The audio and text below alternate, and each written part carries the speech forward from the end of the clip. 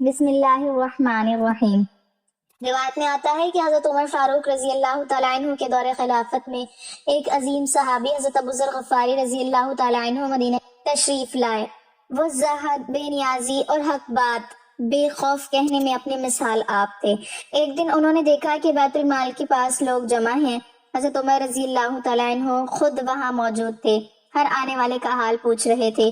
نہ خلافت کا رعب، نہ بادشاہی کا انداز، بلکہ ایک جواب دہ بندے کی عاجزی نمایاں تھی۔ حضرت ابو ذر غفاری رضی اللہ تعالیٰ عنہ آگے بڑھے۔ کپڑوں پر سادگی، چہرے پر فکر کی روشنی اور آنکھوں میں وہ جرأت جو صرف سچ کے ساتھ ہوتی ہے۔ حضرت عمر رضی اللہ تعالیٰ عنہ نے انہیں دیکھا تو فوراً پہچان لیا اور فرمایا، اے ابو ذر، کیسے آنا ہوا؟ کسی ضرورت نے بلایا ہے یا صرف ملاقات کے لیے آئے ہو؟ حضرت ابو ذر رضی اللہ تعالیٰ عنہ نے پرسکون مگر گہرے لہجے میں جواب دیا، اے عمر، ضرورت تو ہے مگر اپنی ذات کے لیے نہیں، امت کے حال کے لیے۔ یہ سن کر حضرت عمر رضی اللہ تعالیٰ عنہ سنجیدہ ہو گئے۔ آپ انہیں ایک طرف لے گئے اور فرمایا، صاف بتاؤ، کیا تمہیں میرے طرز حکومت میں کوئی لغزش نظر آتی ہے؟ حضرت ابو ذر غفاری رضی اللہ تعالیٰ عنہ نے کہا، لغزش سے زیادہ مجھے اس دن کا خوف ہے۔ حضرت عمر رضی اللہ تعالیٰ عنہ نے پوچھا، کون سا دن؟ ابو ذر رضی اللہ تعالیٰ عنہ بولے، وہ دن جب عمر کو اللہ کی حضور کھڑا کیا جائے گا اور پوچھا جائے گا کہ اقتدار ملا تو عدل کتنا کیا اور دولت آئی تو دل کتنا بچا کر رکھا۔ یہ سن کر حضرت عمر رضی اللہ تعالیٰ عنہ کی آنکھوں سے آنسو بہنے لگے۔ آپ کچھ دیر خاموش رہے، پھر زمین سے ایک کنکر اٹھا کر ہاتھ میں رکھا اور فرمایا، ابو ذر، عمر کی حیثیت اللہ کے سامنے اس کنکر سے زیادہ نہیں۔ اگر اللہ نے تھامے نہ رکھا تو سب کچھ ہاتھ سے گر جائے گا۔ پھر آپ نے کہا، مجھے بار بار نصیحت کرتے رہنا، کیونکہ مجھے وہ شخص سب سے زیادہ محبوب ہے جو مجھے میری جواب دہی یاد دلائے۔ کہا جاتا ہے کہ اس ملاقات کے بعد حضرت عمر رضی اللہ تعالیٰ عنہ کئی راتوں تک سو نہ سکے۔ بیت المال کے معاملات پر نظر ڈالتے رہے اور اپنے نفس سے کہتے رہے، اگر ابو ذر جیسے سچ بولنے والے نہ ہوں تو عمر کیسے بچ پائے؟ یہ واقعہ اس حقیقت کی گواہی ہے کہ اسلام میں عظمت اقتدار میں نہیں، تقوی میں ہے، اور حق وہی ہے جو خلیفہ کے سامنے بلا خوف کہا جائے۔ حضرت شعیبی کہتے ہیں کہ حضرت عمر اور حضرت ابی بن کعب رضی اللہ تعالیٰ عنہ کے درمیان کھجور کے ایک درخت کے بارے میں جھگڑا ہو گیا۔ حضرت عمر رضی اللہ تعالیٰ عنہ نے فرمایا، آؤ ہم آپس کے فیصلے کے لیے کسی کو ثالث مقرر کر لیتے ہیں۔ چنانچہ ان دونوں حضرات نے حضرت زید بن ثابت رضی اللہ تعالیٰ عنہ کو اپنا ثالث بنا لیا۔ یہ دونوں حضرات حضرت زید رضی اللہ تعالیٰ عنہ کے پاس گئے اور حضرت عمر رضی اللہ تعالیٰ عنہ نے فرمایا، ہم آپ کے پاس اس لیے آئے ہیں تاکہ آپ ہمارے درمیان فیصلہ کر دیں، اور امیر المومنین ہو کر میں خود آپ کے پاس اس لیے آیا ہوں کیونکہ قاعدہ یہ ہے کہ فیصلہ کروانے والے خود ثالث کے گھر آیا کرتے ہیں۔ جب دونوں حضرات حضرت زید رضی اللہ تعالیٰ عنہ کے پاس اندر داخل ہوئے تو حضرت زید رضی اللہ تعالیٰ عنہ نے حضرت عمر رضی اللہ تعالیٰ عنہ کو اپنے بستر کے سرہانے بٹھانا چاہا اور یوں کہا، اے امیر المومنین، یہاں تشریف رکھیں۔ حضرت عمر رضی اللہ تعالیٰ عنہ نے ان سے فرمایا، یہ پہلا ظلم ہے جو آپ نے اپنے فیصلے میں کیا ہے، میں تو اپنے فریق مخالف کے ساتھ بیٹھوں گا۔ حضرت ابی اپنا دعویٰ پیش کیا جس کا حضرت عمر رضی اللہ تعالیٰ عنہ نے انکار کیا۔ حضرت زید رضی اللہ تعالیٰ عنہ نے حضرت ابی سے کہا، قاعدے کے مطابق انکار کرنے پر مدعی علیہ کو قسم کھانی پڑتی ہے، لیکن میں آپ سے درخواست کرتا ہوں کہ آپ امیر المومنین کو قسم کھانے کی زحمت نہ دیں، اور میں امیر المومنین کے علاوہ کسی اور کے لیے یہ درخواست نہیں کر سکتا۔ حضرت عمر رضی اللہ تعالیٰ عنہ نے اس رعایت کو قبول نہ کیا بلکہ قسم کھائی اور قسم کھا کر کہا، حضرت زید رضی اللہ تعالیٰ عنہ صحیح قاضی تب بن سکتے ہیں جبکہ ان کے نزدیک عمر رضی اللہ تعالیٰ عنہ اور ایک عام مسلمان برابر ہوں۔ جب زید بن اسلم کہتے ہیں کہ حضرت عباس بن عبد المطلب حضرت رضی اللہ تعالیٰ عنہ کا ایک گھر مدینہ منورہ کی مسجد نبوی کے بالکل ساتھ تھا، حضرت عمر رضی اللہ تعالیٰ عنہ نے اسے مسجد میں شامل کرنا چاہا تو حضرت عباس رضی اللہ تعالیٰ عنہ سے فرمایا، آپ یہ گھر میرے ہاتھ بیچ دیں۔ حضرت عباس رضی اللہ تعالیٰ عنہ نے انکار کر دیا۔ حضرت عمر رضی اللہ تعالیٰ عنہ نے کہا، آپ یہ گھر مجھے ہدیہ ہی کر دیں۔ وہ یہ بھی نہ مانے۔ پھر حضرت عمر رضی اللہ تعالیٰ عنہ نے کہا، آپ خود ہی یہ گھر مسجد میں شامل کر دیں۔ انہوں نے اس سے بھی انکار کر دیا۔ حضرت عمر رضی اللہ تعالیٰ عنہ نے کہا، آپ کو ان 3 کاموں میں سے کوئی ایک کام تو کرنا ہی پڑے گا، لیکن حضرت عباس پھر بھی تیار نہ ہوئے۔ حضرت عمر رضی اللہ تعالیٰ عنہ نے کہا، اچھا پھر کسی کو آپ ثالث مقرر کر لیں جو ہمارا فیصلہ کر دے۔ انہوں نے حضرت ابی بن کعب رضی اللہ تعالیٰ عنہ کو مقرر کیا۔ یہ دونوں حضرات اپنا مقدمہ ان کے پاس لے گئے۔ حضرت ابی نے حضرت عمر رضی اللہ تعالیٰ عنہ سے کہا، میرا فیصلہ یہ ہے کہ آپ ان کی مرضی کے بغیر ان سے یہ گھر نہیں لے سکتے۔ حضرت عمر رضی اللہ تعالیٰ عنہ نے ان سے پوچھا آپ کو یہ فیصلہ اللہ کی کتاب یعنی قرآن میں ملا ہے یا حضور صلی اللہ علیہ وسلم کی حدیث میں؟ انہوں نے کہا حضور صلی اللہ علیہ وسلم کی حدیث میں۔ حضرت عمر رضی اللہ تعالیٰ عنہ نے پوچھا وہ حدیث کیا ہے؟ حضرت ابی نے کہا میں نے حضور صلی اللہ علیہ وسلم کو یہ فرماتے ہوئے سنا ہے کہ حضرت سلیمان بن داؤد علیہ السلام نے جب بیت المقدس کی تعمیر شروع کی تو جب بھی وہ کوئی دیوار بناتے تو صبح کو وہ گری ہوئی ہوتی۔ آخر اللہ تعالیٰ نے ان کی طرف یہ وحی بھیجی کہ اگر آپ کسی کی زمین میں بنانا چاہتے ہیں تو پہلے اسے راضی کر لیں۔ یہ سن کر حضرت عمر رضی اللہ تعالیٰ عنہ نے حضرت عباس رضی اللہ تعالیٰ عنہ کو چھوڑ دیا۔ بعد میں حضرت عباس نے اپنی خوشی سے اس گھر کو مسجد میں شامل کر دیا۔ حضرت حسن رضی اللہ تعالیٰ عنہ کہتے ہیں کہ ایک عورت کا خامد غائب تھا، اس کے پاس کسی کی آمد و رفت تھی۔ حضرت عمر رضی اللہ تعالیٰ عنہ کو اس سے کھٹک ہوئی۔ حضرت عمر رضی اللہ تعالیٰ عنہ نے بلانے کے لیے اس کے پاس آدمی بھیجا۔ اس آدمی نے اس عورت سے کہا حضرت عمر رضی اللہ تعالیٰ عنہ کے پاس چلو، حضرت عمر رضی اللہ تعالیٰ عنہ تمہیں بلا رہے ہیں۔ اس نے کہا ہائے میری ہلاکت، مجھے عمر رضی اللہ تعالیٰ عنہ سے کیا واسطہ؟ وہ گھر سے چلی، وہ حاملہ تھی، ابھی وہ راستے میں تھی کہ وہ گھبرا گئی جس سے اسے درد زا شروع ہوا۔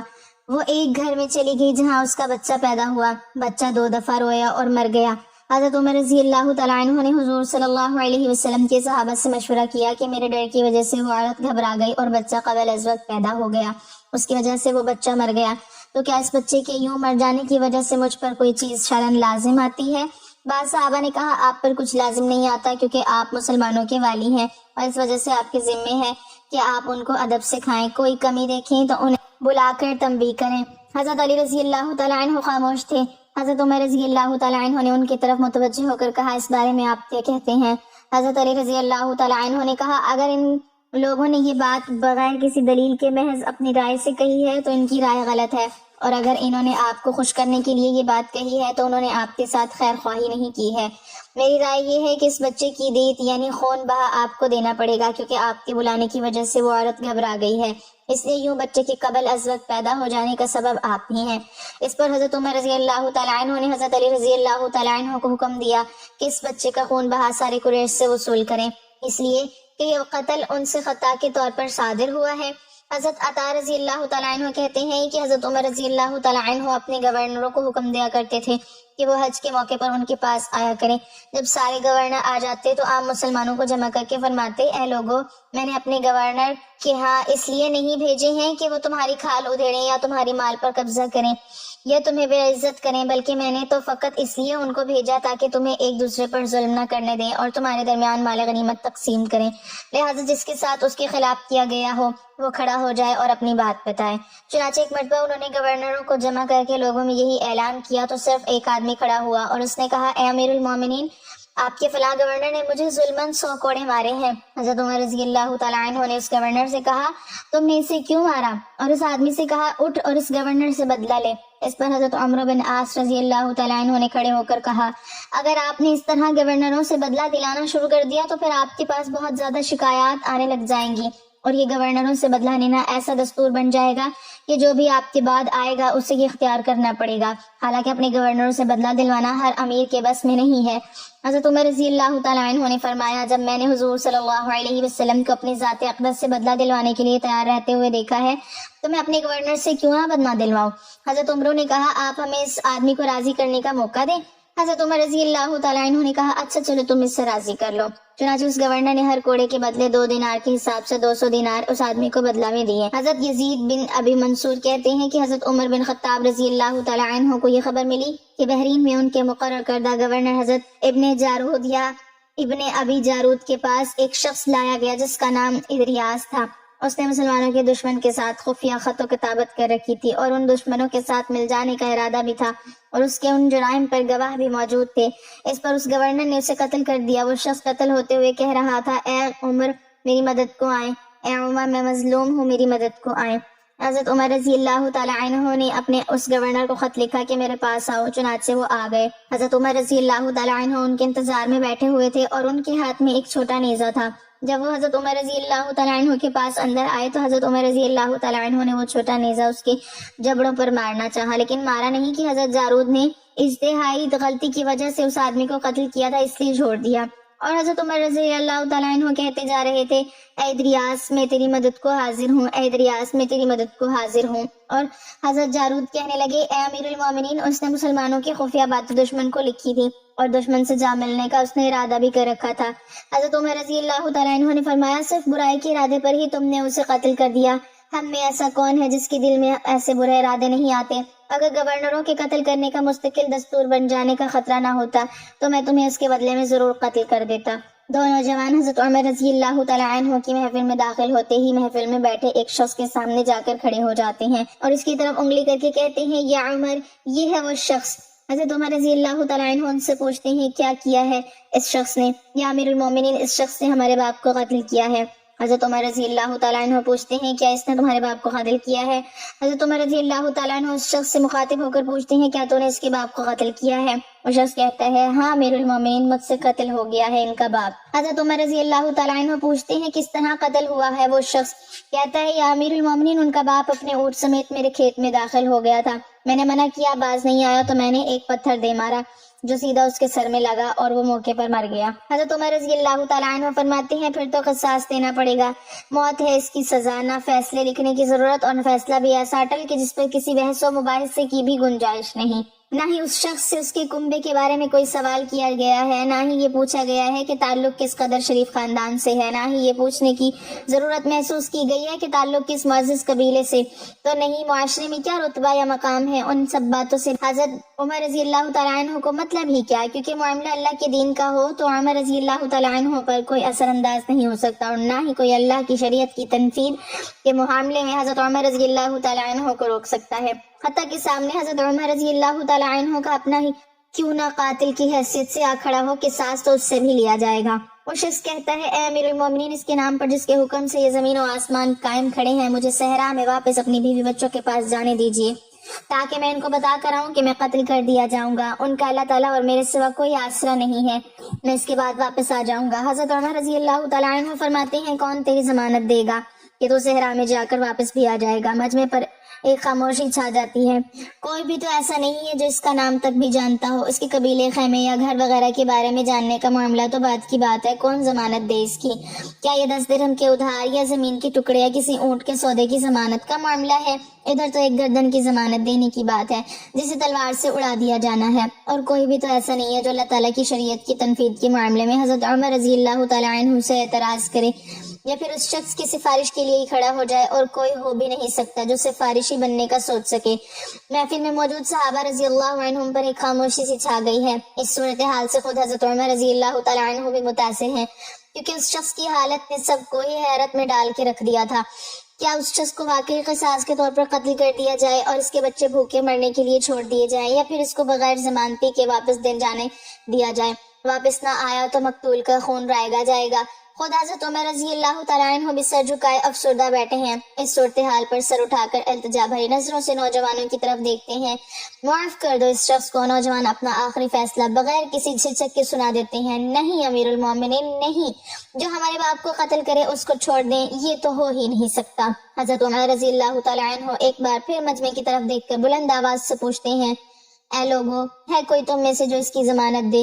ابو ذر غفاری رضی اللہ تعالیٰ عنہ اپنے زہد و سد سے بھرپور بڑھاپے کے ساتھ کھڑے ہو کر کہتے ہیں میں ضمانت دیتا ہوں اس شخص کی۔ حضرت عمر رضی اللہ تعالیٰ عنہ کہتے ہیں ابو ذر، اس نے قتل کیا ہے۔ حضرت ابو ذر رضی اللہ تعالیٰ عنہ اپنا اٹل فیصلہ سناتے ہیں، چاہے قتل ہی کیوں نہ کیا ہو۔ حضرت عمر رضی اللہ تعالیٰ عنہ سوال کرتے ہیں جانتے ہو اسے؟ ابو ذر رضی اللہ تعالیٰ عنہ فرماتے ہیں نہیں جانتا۔ حضرت عمر رضی اللہ تعالیٰ عنہ نے فرمایا تو پھر کس طرح ضمانت دے رہے ہو؟ ابو ذر رضی اللہ تعالیٰ عنہ فرماتے ہیں کہ میں نے اس کے چہرے پر مومنوں کی صفات دیکھی ہیں اور مجھے ایسا لگتا ہے کہ یہ جھوٹ نہیں بول رہا، انشاءاللہ تعالیٰ یہ لوٹ کر واپس آ جائے گا۔ حضرت عمر رضی اللہ تعالیٰ عنہ فرماتے ہیں ابو ذر دیکھ لو، اگر یہ 3 دن میں لوٹ کر نہ آیا تو مجھے تیری جدائی کا صدمہ دیکھنا پڑے گا۔ ابو ذر رضی اللہ تعالیٰ عنہ اپنے اس فیصلے پر ڈٹے ہوئے جواب دیتے ہیں امیر المومنین، پھر اللہ مالک ہے۔ حضرت عمر رضی اللہ تعالیٰ عنہ سے 3 دن کی مہلت پا کر وہ شخص رخصت ہو جاتا ہے۔